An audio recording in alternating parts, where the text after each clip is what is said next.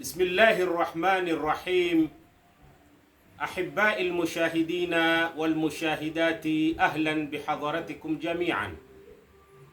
Halqa ya leo tutazungumzia masala ya eda la mjane ambaye kwamba yuko na mimba, yani eda lake linamalizikia muda gani? Hii ndiyo halqa yetu ya leo. Halqa iliyopita tulizungumzia kuhusu namna ya mjane alivyodhulumiwa, na kutokana na ufahamu wa babu zetu wakawa wenye kuifuta ile aya ambayo kwamba ni rahma kwa huyo mwanamke mjane. Leo nao tutazungumzia ni ipi mwisho wa eda la mwanamke ambaye kwamba ni mjane alona mimba, eda lake linamalizikia muda gani? Hii ndiyo halqa yetu ya leo, na ni halqa muhimu kwa makadhi na kwa mashekhe, kwa sababu tunataka kusahihisha maneno walosema babu zetu. Ni tofauti na Mwenyezi Mungu Subhanahu wa Ta'ala ndani ya hiki kitabu chake alivyotueleza, lakini maal asafu shadid, kwa kuwa sisi kila walosema mababu zetu huwa ni sahihi mutlaq, yani hawakosi, kila walolisema ni sawa. Hilo ndio limetupelekea sisi tuwe ni wenye kufuata maneno yao mpaka wakati wa leo, na kutufanya sisi kwamba tusitadabbar Qur'an, maadamu wao washatadabbar Qur'an. Kwa hivyo sisi hatuna haja, na wao ndo wana elimu zaidi, na wao ndo wanajua zaidi, sisi hatujui. Hilo ndio limetufanya tuwe wenye kufikia katika hali kama hiyo, yani kukataa ama kuyadharau maneno ya Mwenyezi Mungu Subhanahu wa Ta'ala, kwa sababu huko ni kuyadharau maneno ya Mwenyezi, kwa sababu utakuja kukuta kama tutakavyoeleza katika hii halka kwamba Mwenyezi Mungu Subhanahu wa Ta'ala amesema maneno mengine tofauti na tulofundishwa na tofauti walivyosema mababu zetu. Kwa hivyo hii ni halka muhimu, na Mwenyezi Mungu Subhanahu wa Ta'ala anatuambia faman adlam mimman iftara ala Allahi kadhiban liyudhilla an-nasa bighairi ilm. Mwenyezi Mungu Subhanahu wa Ta'ala anatuambia nani yule ambaye kwamba ni dhalimu zaidi. Yani sikiza, Mwenyezi Mungu anasema nini? Yule ambaye kwamba ni dhalimu zaidi. Nani huyo? Mimman iftara ala Allahi kadhiba, kuliko yule mwenye kumzulia Mwenyezi Mungu urongo. Kwa hivyo unaposema Allah amesema, sheria hii inatoka kwa Allah, Allah ameandalia hivi, basi na ikiwa hakuna maneno kama yale unayosema ndani ya Qur'an, ujue wewe unamzulia Mwenyezi Mungu Subhanahu wa Ta'ala urongo. Mwisho wa aya Mwenyezi Mungu anasema liyudhilla an-nasa bighairi ilmi, ili upate kuwapoteza watu bighairi ilmi, pasi na uthibitisho wote kutoka ndani ya Qur'an. Kwa hivyo leo tunataka kusikiza, mwanzo tutasikiza babu zetu wamesema nini kuhusu eda la mjane ambaye kwamba ana mimba, muda wake ama mwisho wa muda wa eda lake ni lini. Alafu kisha tutasahihisha maneno kutumia kitabu cha Mwenyezi Mungu Subhanahu wa Ta'ala, wala sio maneno ya kutoka kwangu, la abadan, bali maneno ya kutoka kwenye kitabu cha Mwenyezi Mungu Subhanahu wa Ta'ala. Kwa hivyo tuangalie babu zetu wamesema nini kuhusu masala kama haya. Jambo la kwanza, wametofautiana. Hakuna rai moja kwamba wote wameshikamana wakasema ni eda la mwanamke mwenye mimba alofiliwa na mume wake laisha muda fulani. La, hawakukubaliana. Kwa hivyo makundi mawili, rai ni mbili, wamegawanyika. Rai ya kwanza ni rai ya jamhurul fuqaha. Wamesema jamhurul fuqaha, Hanafi, Maliki, Shafi'i, Hanbali, na mwanzo walosema maneno kama hayo ni Saidina Umar na Abdullah ibn Mas'ud. Kwa hivyo sikiza maneno ya watu kama hawa wamesema nini kuhusu masala kama haya. Wao wasema kwamba mwanamke atakapokuwa yuko na mimba na bwanake akafa, yani akawa yuko na mimba bwanake akafa, basi yani atakapokufa yule bwanake, kisha kabla hajazikwa mke kama yule akawa ni mwenye kujifungua, basi eda lake lishamalizika na ni halali kuolewa. Yani mke Saidina, na hii ni maneno ya Saidina Umar, asema hata kama yuko kwenye kitanda na akajifungua wakati ule ule, eda lake lishakwisha. Haya ni maneno ya Saidina Umar. Na kuna maneno ya Tariq ibn Shihab asema, walau kanat fi damiha la bas, yani hata kama iko katika damu yake ile ya nifas la bas, yani kwake yeye Tariq ibn Shihab la bas, lakini kwa Mwenyezi Mungu ba'sun shadid, ba'sun shadid. Ndugu Waislamu, kwa hivyo hii ni rai yao wao, wanasema eda la mwanamke mjane ambaye kwamba alofiliwa na mume wake na yuko na mimba linamalizika atakapokuwa mwenye kuzaa. Yani akishazaa tu eda lishamalizika. Kwa hivyo hata kama mume wake hajazikwa, yuko kwenye kitanda amewekwa, ama yuaoshwa, na yeye akawa ni mwenye kujifungua wakati kama ule, basi siku ile ile na yeye eda lake limeisha na ni halali kuolewa na mume mwingine. Hii ni rai ya jamhurul fuqaha na ni rai ya Saidina Umar na ni rai ya Abdullah ibn Mas'ud. Dalili yao ni nini? Dalili yao ni riwaya ambapo kwamba riwaya kama hiyo iko kwenye Sahihi al-Bukhari na kwenye vitabu vya ashabi sunan pia utaipata hadithi kama hii. Ndio wametukulia kwamba ndiyo dalili yao. Wanasema nini? Hii hadithi inasema nini? Iko kwenye Sahih al-Bukhari na vitabu vingine. Hadithi inazungumzia kuhusu yule mwanamke wa Kiislamu anaitwa Subayyatul Aslamiyya. Huyu mwanamke mume wake aliuliwa vitani akiwa yuko na mimba, na baada ya kufa mume wake akakaa baada ya siku 40. Riwaya nyingine inasema siku 40, riwaya nyingine inasema siku 25, kwa hivyo zimetofautiana. Almuhimu akajifungua kabla ya ule muda, yani alipokufa mume wake baada ya siku 40 akajifungua. Alipojifungua huyu Subayyatul Aslamiyya, ilikuwa kuna bwana mmoja ataka kumposa ambaye ni Abu Sanabil, lakini akawa ni mwenye kukataa, hata hamtaki. Kwa hivyo akamuona huyo Abu Sanabil, akamuona Subayyatul Aslamiyya amejipamba, yani baada ya kuzaa amejipamba, akamwambia araki tatajammalina hal turidina nikah, yani nimekuona na kuona kwamba umejipamba, je watafuta mume akuoe? Wallahi, akamwambia wallahi la innaki la tahillina nikaha, yani wewe bado hujahalalishiwa kuolewa, hatta tablugha alkitabu ajalahu, mpaka muda ufikie, yani miezi 4 na siku 40, afwan miezi 4 na siku 10.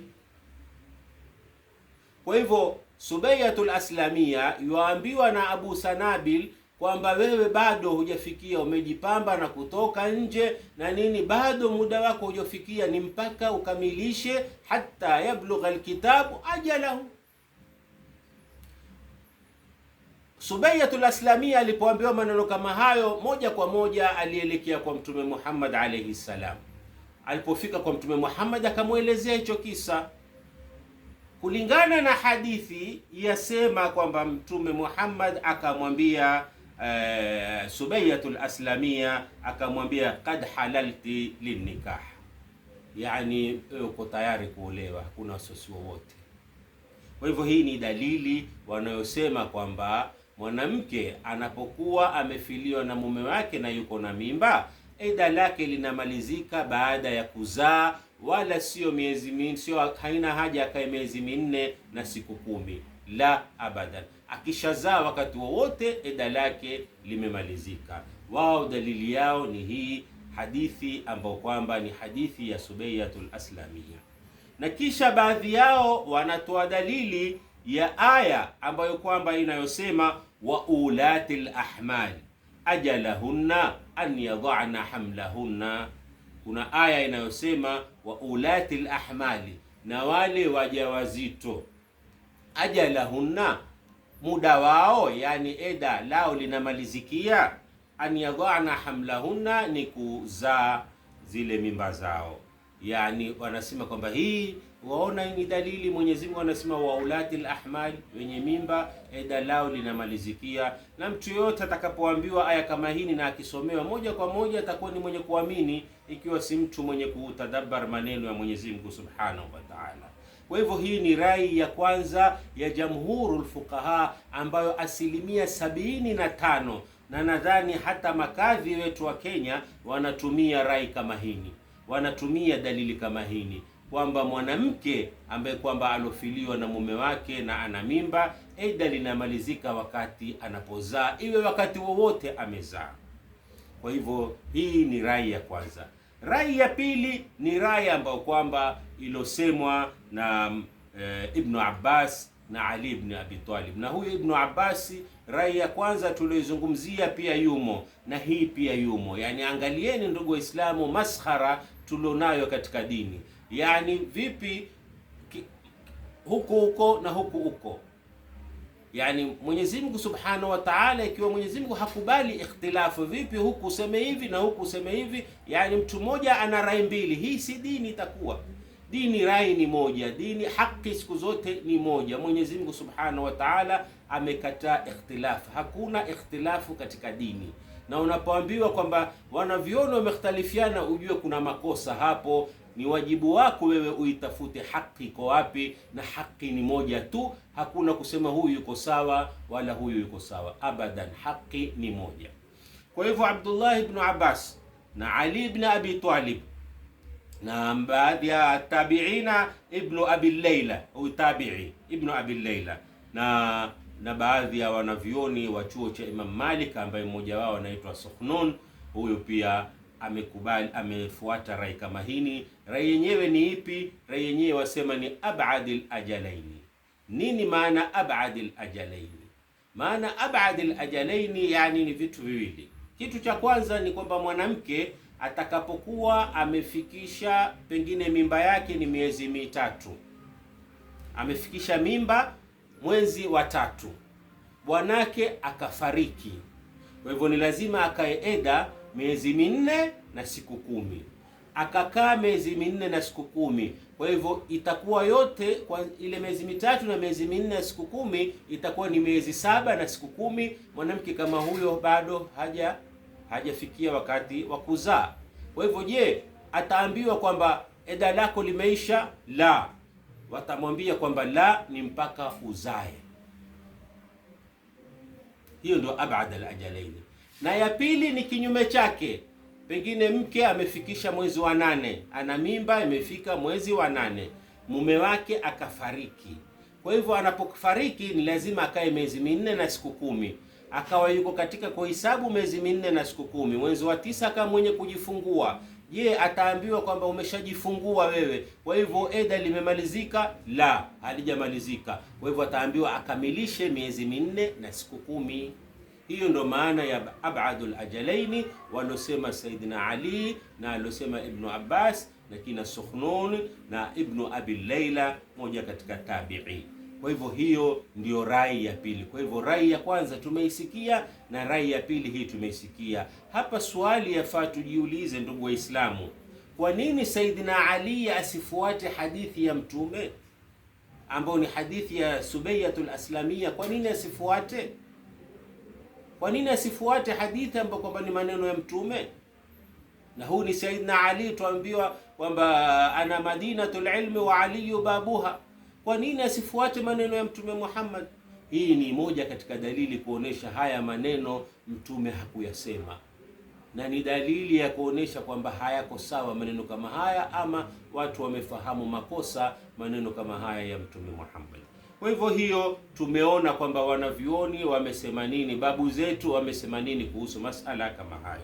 Kwa hivyo tuyaweka kando masala kama hayo, tuingie katika kitabu cha Mwenyezi Mungu Subhanahu wa Ta'ala ambacho alichokisifu mwenyewe, akatwambia kwamba wanazzalna alayka alkitaba tibyanan likulli shay'in wa hudan wa rahmatan wa bushra lilmuslimin. Mwenyezi Mungu Subhanahu wa Ta'ala anatuambia wanazzalna alayka alkitaba, na tukakuteremshia wewe kitabu tibyanan likulli shay'in, kimeweka wazi kila kitu. Mwenyezi Mungu masala kama hayo ameyazungumzia ndani ya Qur'an. Kwa hivyo kwa nini twende kwa maulama na mafukaha na salafu na swalih, na ili hali Mwenyezi Mungu ametuambia tibyana likulli shay'in wa hudan, kisha uongofu utaupata hapa. Ukitaka mwongozo, huyu ndiye mwenye kukuongoza. Wa rahma utaipata hapa. Tumeona katika halka ya nyuma namna walivyoitupa rahma ya mjane, wakasema kwamba aya hiyo mansukha, imefutwa, kwa hivyo haifuatwi. Lakini Mwenyezi Mungu anakuambia hapa rahma tupu. Maneno utakayoyasikia hapa, moyo unakuwa wenye kuridhika.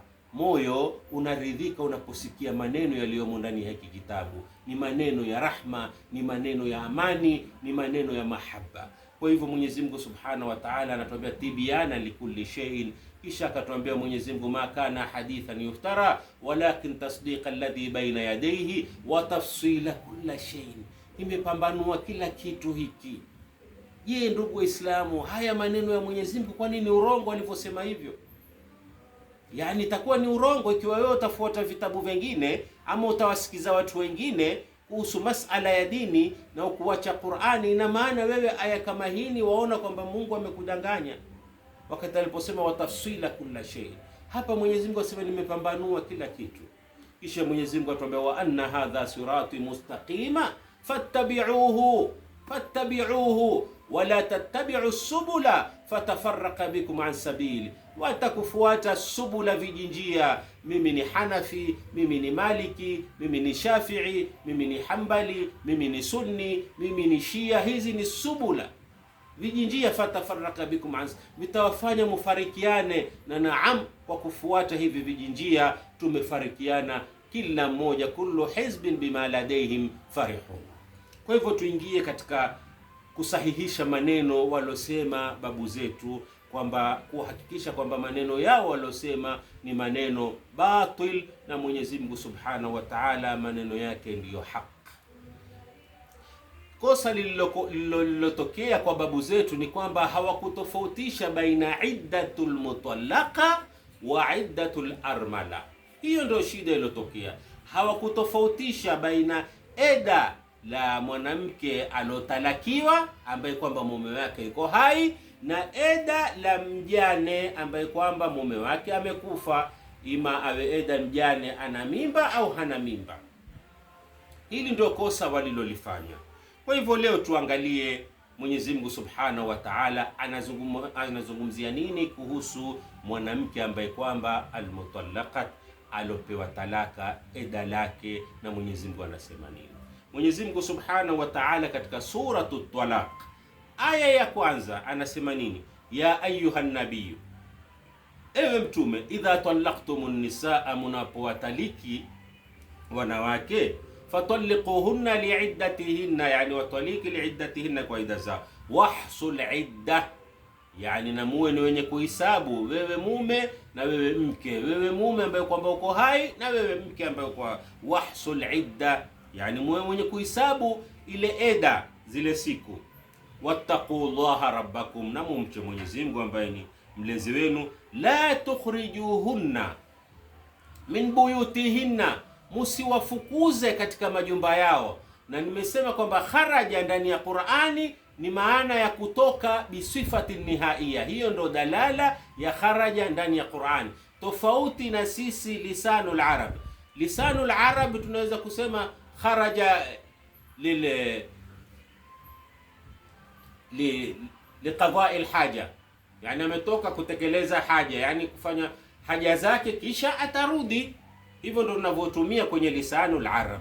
Lakini kwenye lisanun arabii ambao ni Qur'ani, lugha ya Qur'ani, lisanun arabii, haraja dalala yake ni kwamba ni kutoka, antughadira almakan bisifati nihaiya, ni kutoka mahali kwa sifati nihaiya, yani kutoka hurudi tena. Kwa hivyo Mwenyezi Mungu aliposema la tukhrijuhunna, musiwafukuze sio wasitoke majumbani kisha Mwenyezi Mungu asema la tukhrijuhunna, musiwafukuze min buyutihinna, katika majumba yao. Wala yakhrujna, wala wasiwe wenye kutoka bisifati, yani kutoka kwenda zao kabisa, illa yatina bifahishatin mubayyina wa tilka hududullahi ila akhir al-aya.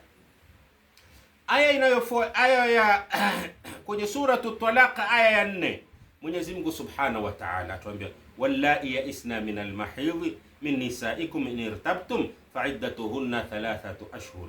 Mwenyezi Mungu anazungumzia kwa wale ambao kwamba walokata tamaa kupata damu yao ya hedhi, kwamba eda lao ni miezi mitatu. Hapa Mwenyezi Mungu anazungumza na wanawake almutallaqa, walopewa talaka. Eda lao ni lipi? Yani alopewa talaka na mume wake yuko hai, hajafa. Kwa hivyo Mwenyezi Mungu asema fa'iddatuhunna 3 ashhur, wale ambao kwamba walokata tamaa ya kupata damu. Wallai lam yahidhna, na wale ambao kwamba lam yahidhna, yani bado hawajapata damu ya hedhi. Wa ulati al-ahmali ajalahunna an yadhana hamlahunna, yani wa ulati al-ahmali, na wale wenye mimba. Yani wale wenye mimba wagani? Walopewa talaka, sio walofiliwa na waume zao. Hapa ndio makosa yalotokea. Wa ulati al-ahmali ajalahunna, Mwenyezi Mungu kwenye aya hii anazungumzia kuhusu almutallaqa wa laysa almar'atu alhamil allati tufi anha zawju. Mwenyezi Mungu Subhanahu wa Ta'ala hapa anazungumzia na wanawake ambao kwamba walopewa talaka na waume zao wako hai. Kwa hivyo wanaambiwa kwamba ajalahunna wa ulati al-ahmali ajalahunna an yadhana hamlahunna, ni wazae ndio mwisho wa eda la yule, kwa sababu ni lazima awe ni mwenye kumwangalia, kwa sababu mume wake yuko hai. Aya nyingine Mwenyezi Mungu Subhanahu wa Ta'ala atuambia kwenye suratu Talaq aya ya 6, aya hiyo askinuhunna min haythu sakantum min ujidikum wala tudaruhunna litudayiqu alayhinna wa in kunna awlati al-hamlin fa anfiqu alayhinna hatta yadhana hamlahunna. Mwenyezi Mungu hapa anazungumzia mwanamke ambaye kwamba alopewa talaka na mume wake yuko hai. Mwenyezi Mungu anasema nini? Kwamba wewe wenye kumwangalia kila kitu, na wewe wenye kujitolea kuangalia mpaka awe, yani wewe wenye kusimamia mpaka awe ni mwenye kujifungua. Kwa hivyo Mwenyezi Mungu Subhanahu wa Ta'ala aya kama hizi anamzungumzia mwanamke almutallaqa, mwanamke ambaye kwamba alopewa talaka na mume wake yuko hai. Sasa tuangalie Mwenyezi Mungu Subhanahu wa Ta'ala anazungumzia nini kuhusu mwanamke ambaye kwamba mume wake amekufa, yani ni mjane. Anazungumzia nini Mwenyezi Mungu Subhanahu wa Ta'ala kwenye suratul Baqara aya ya 234 na aya ya 235. Mwenyezi Mungu anasema nini? Walladhina yutawaffawna minkum wa yadharuna azwajan yatarabbasna bi anfusihinna 4 ashhuri wa 10. Mwenyezi Mungu Subhanahu wa Ta'ala asema na wale ambao kwamba yutawafauna minkum wa yadharuna azwaja, na wakawacha wajane, yani wake zao wajane wakawachwa. Yatarabbasna bi anfusihinna 4 ashhur wa 10, watasubiri, yani eda lao ni miezi 4 na siku 10. Fa idha balagna ajalahunna, unapofikia ule muda wao, fala junaha alaykum fima fa'alna fi anfusihinna bil ma'ruf wallahu bima ta'maluna khabir. Kwa hivyo Mwenyezi Mungu Subhanahu wa Ta'ala anatuambia kwamba eda la yule ambaye kwamba ni mjane ni miezi 4 na siku 10. Aya Mwenyezi Mungu inayofuatia, Mwenyezi Mungu Subhanahu wa Ta'ala anatuambia wala junaha alaykum fima arradtum bihi min khitbati an-nisa'i au aknantum fi anfusikum alima Allahu annakum satadhkurunahunna walakin la tuwa'iduhunna sirran illa an taqulu qawlan ma'rufan. Kisha Mwenyezi Mungu anasema wala ta'zimu 'uqdatan nikahi hatta yablugha alkitabu ajalahu, wala ta'zimu 'uqdatan nikahi hatta yablugha alkitabu ajalahu. Yani tukiwazungumzia wale walotoa rai ya kwanza walosema akizaa tu eda limemalizikia, sijui Qur'ani ilikuwa iko wapi wakati huo. Nashangaa kwa sababu wangekumbuka haya maneno kama alivyosema Tariq bin Shihab, alivyosema kina Saidna Umar kwamba atakapozaa tu eda limemalizika. Mwenyezi Mungu asema wala ta'zimu 'uqdat, ana anafaa kuolewa na mume mwingine. Mwenyezi Mungu asema wala ta'zimu 'uqdatan nikah hatta yablugha alkitab ajalahu, na wala msiazimie kufunga ndoa mpaka muda ufikilia ambao ni miezi 4 na siku 10. Hivyo ndivyo alivyosema Mwenyezi Mungu Subhanahu wa Ta'ala. Hivyo ndio anavyotaka kwamba miezi 4 na siku 10 itakapokamilika ndio anafaa kuolewa.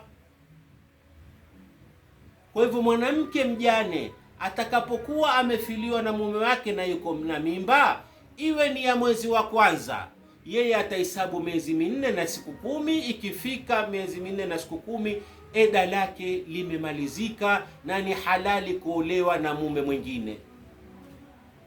Hakuna abadul ajalaini, hakuna biwadhi hamliha. La.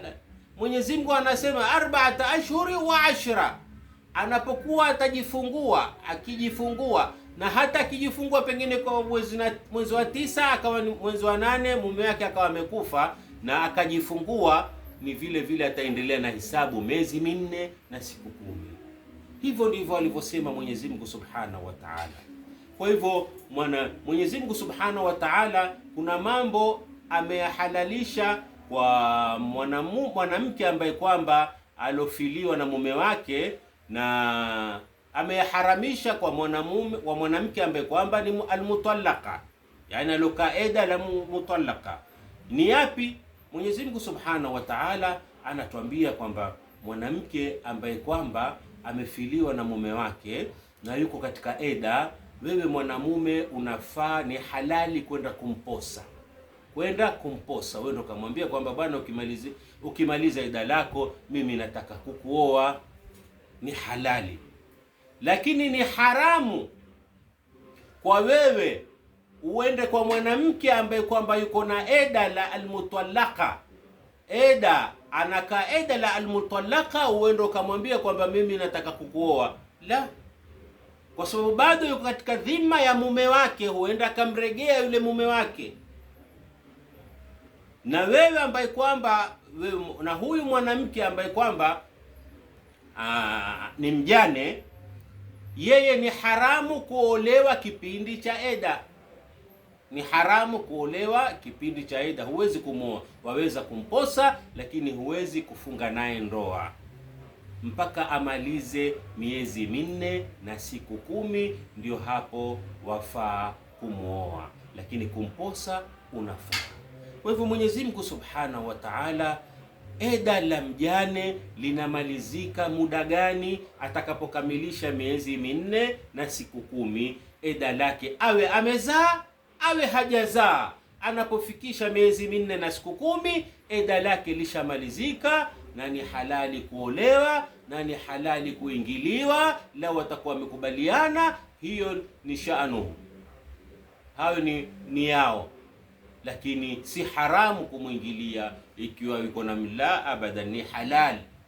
Kwa hivyo ndugu Waislamu, Mwenyezi Mungu Subhanahu wa Ta'ala ametuambia ndani ya kitabu chake tibyana likulli shay'in, ameeleza, amefafanua kila kitu, ameweka wazi kila kitu. Mwenyezi Mungu Subhanahu wa Ta'ala, tuaona hukumu ya mwanamke ambaye kwamba yuko na mimba, hali ya kuwa yuko na mimba na bwanake amekufa. Eda ni miezi 4 na siku 10.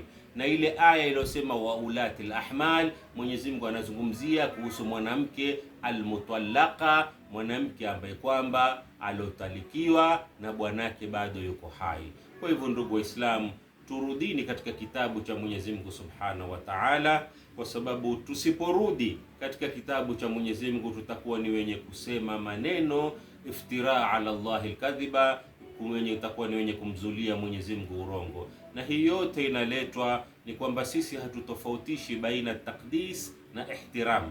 Hivi ni vitu viwili tofauti.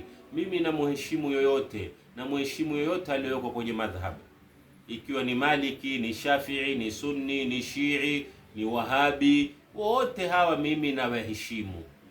Ni wanavyoni, ni maswahaba, wote ana ahtarimuhum, mimi nawaheshimu, lakini siyatukuzi maneno yao. Takdis ni ya Mwenyezi Mungu peke yake. Mwenyezi Mungu ndiye mwenye sifa, hakosi. Kwa hivyo ya kutukuzwa maneno ya Mwenyezi Mungu, qaulullah, haya ni muqaddas peke yake, sio ya mtume wala sio ya masahaba wala sio ya ulama wala sio ya nani, la, maneno ya Mwenyezi Mungu ni mukaddas. Maneno ya mtume ambao ni hadithi tunafaa tuzijadili, maneno ya wanavyuoni tunafaa tuzijadili. Ikiwa mwanamke alimjadili Mtume Muhammad, kwa hivyo kwa nini na sisi alipo yule mwanamke ambaye kwamba alokwenda kwenye masala ya dhihar alikwenda akamjadili Mtume Muhammad alayhi salam. Kwa hivyo na sisi tuna haki ya kujadili maneno ya Mtume Muhammad ambao ni hadithi, maneno ya wanavyuoni na maneno ya losemwa na mashekh. Maneno ya Mwenyezi Mungu peke yake ndo hatufai kuyajadili, bali ni kuyakubali na kuamini. Wa ila liqa'in akhar bi mashi'atillah. Wassalamu alaykum wa rahmatullahi wa barakatuh.